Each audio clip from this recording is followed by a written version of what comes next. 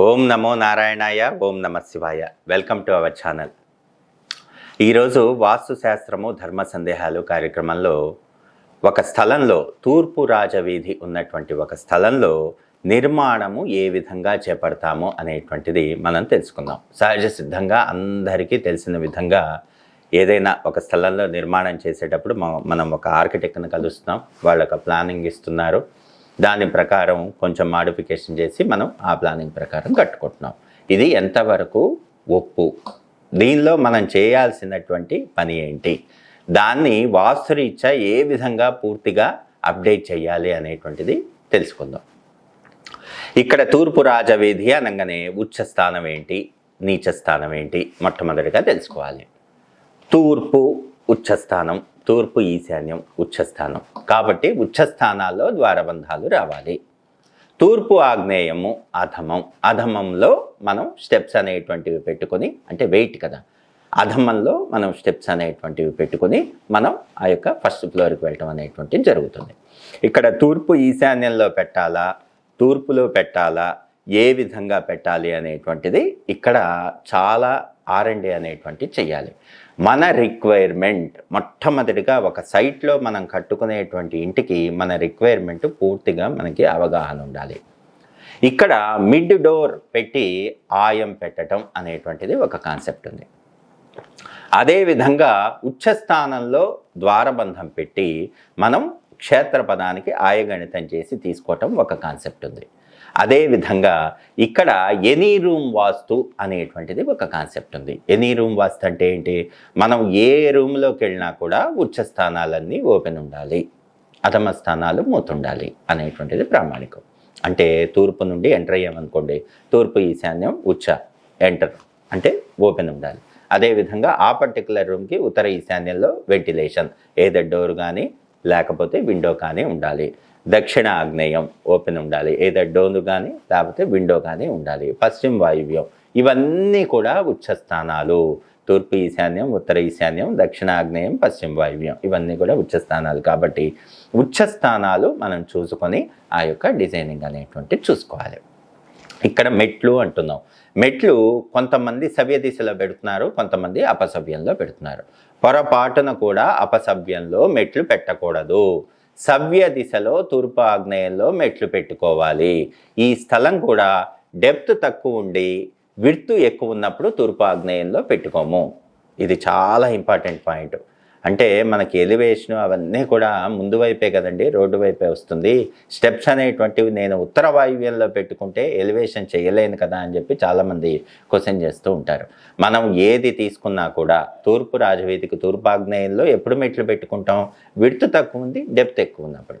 అదే విడ్త్ ఎక్కువ ఉండి డెప్త్ ఉందనుకోండి, మీరు డిజైనింగ్ అనేటువంటివి చెయ్యలేరు. తూర్పు ఆగ్నేయంలో స్టెప్స్ అనేటువంటివి పాసిబుల్ కాదు. ఎందుకంటే రైల్వే బోగీలాగా వస్తుంది డిజైనింగ్ అనేటువంటిది. ఎప్పుడు కూడా అలా చేయకూడదు. కాబట్టి తూర్పు ఆగ్నేయంలో లేకపోతే ఉత్తర వాయువ్యంలో బేస్డ్ ఆన్ ప్లాట్ డైమెన్షన్స్ మాత్రమే మనం మెట్లు అనేటువంటివి నిర్మాణం చేసుకోవాలి. ఇక్కడ తూర్పు రాజవీధిలో మెట్లు తూర్పు ఆగ్నేయంలో కానీ ఉత్తర వాయువ్యంలో కానీ బేస్డ్ ఆన్ ప్లాట్ డైమెన్షన్స్ ఉండాలి. సంప్ అనేటువంటిది ఎక్కడ పెట్టుకోవాలి? చాలామంది ఈశాన్యంలో సంపు, ఇది చిన్న పిల్లవాడిని అడిగినా కూడా చెప్తున్నారు. అది ఏ విధంగా తీసుకుంటున్నారు సంపు? స్థలపిండ శూల, గృహపిండ శూల, ఈ రెండు కూడా చూసుకొని ఆ శూలలు వచ్చి వీటికి తగలకుండా, అంటే సంపుకి తగలకుండా మనం సంపు నిర్ణయం అనేటువంటిది, గుంటల నిర్ణయం అనేటువంటిది చెయ్యాలి. అంటే తూర్పు రాజవీధి ఉన్నప్పుడు ఉత్తర ఈశాన్యంలో పెట్టుకోవాలి, ఉత్తర రాజవీధి ఉన్నప్పుడు తూర్పు ఈశాన్యంలో పెట్టుకోవాలి. నడక పడకూడదు కదండి. మేము ఇక్కడ పెట్టామనుకోండి సంపు, దాని మీద నడుస్తూ మేము ప్రవేశ ద్వారంలోకి వెళ్తున్నామండి అని చాలామందికి సందేహం. ఇక్కడ సంపు అనేటువంటిది సంపుని తొక్కుకుంటూ వెళ్ళినా కూడా ఏం కాదు, ఆ సంపు మూత మీద అడుగు వేసి తొక్కకుండా వెళ్ళాలి. ఇక్కడ మూత అనేటువంటిది ప్రాథమికంగా మనం పరిగణలోనికి తీసుకోవాలి. సంప్ అనేటువంటిది ఎక్కడ పెడుతున్నాం మనం? ఉత్తర రాజవీధి ఉంది అనుకోండి, తూర్పు ఈశాన్యంలో పెట్టామనుకోండి, నార్త్ ఈస్ట్ కార్నర్ ఉదాహరణకి తీసుకుందాం. నార్త్ ఈస్ట్ కార్నర్లో సంప్ ఎక్కడ పెడతారు? ఉత్తరం వైపు పెడతారా, తూర్పు వైపు పెడతారా?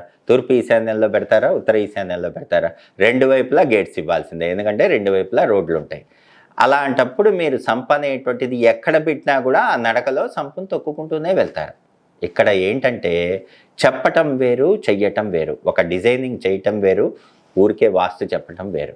కాబట్టి డిజైనింగ్ చేసేటప్పుడు ఎక్కడి నుండి ఎక్కడ వరకు తీసుకోవాలి, దానికి మనం ఏం చేస్తాం, క్యాడ్లో నీట్గా వర్టికల్ లైను, హార్జాంటల్ లైన్ తీసుకుంటాం, డయాగనల్ లైన్స్ తీసుకుంటాం. డయాగనల్ లైన్స్కి మనం ఎక్కడా కూడా హిట్ అవ్వకుండా సంపనేటువంటిది పెట్టి ద్వారబంధాల్లో పడకుండా పిన్ టు పిన్ డైమెన్షన్స్ ఇచ్చి అడ్జస్ట్ చేసి ఆ యొక్క ప్లానింగ్ అనేటువంటిది మూతలు ఎక్కడా కూడా నడకలో పడకుండా ఆ యొక్క ఉచ్చస్థానంలో ఉన్న ద్వారబంధాలకి ఎదురుగా రాకుండా మనం ప్లానింగ్ అనేటువంటిది చేసుకొని ఎక్కడ ఫుటింగ్స్ అవి డిస్టర్బెన్స్ అవ్వకుండా మధ్యలోకి రాకుండా సంపు మధ్యలోకి కాలం వచ్చే విధంగా చేయకుండా మనం నిర్ణయం చేసుకొని పదం నిర్ణయం చేసుకొని ఇంటి ఆచ్ఛేద నిర్ణయం చేసుకొని ప్లానింగ్ అనేటువంటిది చేసుకుంటాం. కాబట్టి తూర్పు రాజవీధి ఉన్నప్పుడు సంప అనేటువంటిది ఉత్తర ఈశాన్యంలో, ఈశాన్యం జోన్లో స్థలపిండ సోల పడకుండా గృహం ఆ యొక్క కాలం అనేటువంటిది కార్నర్ ఎడ్జ్కి తగలకుండా మనం సంప అనేటువంటిది నిర్మాణం చేసుకుని అదేవిధంగా బోర్ కూడా ఎక్కడ వేసుకోవాలి అనేటువంటిది చాలామందికి సందేహం. బోర్ అనేటువంటిది ఏకస్థితి పద్ధతి. ఏకస్థితి పద్ధతి అంటే 9 భాగాలు ఒక ప్లాట్ని హారిజాంటల్గా వర్టికల్గా అంటే డెప్త్ వైజ్ 9 భాగాలుగా చేస్తే 81 భాగాలు వస్తాయి.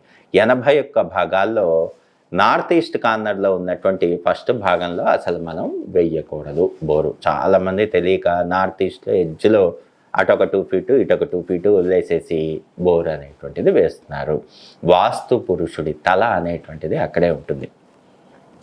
స్థిరవాస్తు పురుషుడి తల ఆ విధంగా ఉంటుంది అక్కడ నార్త్ ఈస్ట్ జోన్లో. ఎప్పుడూ కూడా అలా వేయకూడదు.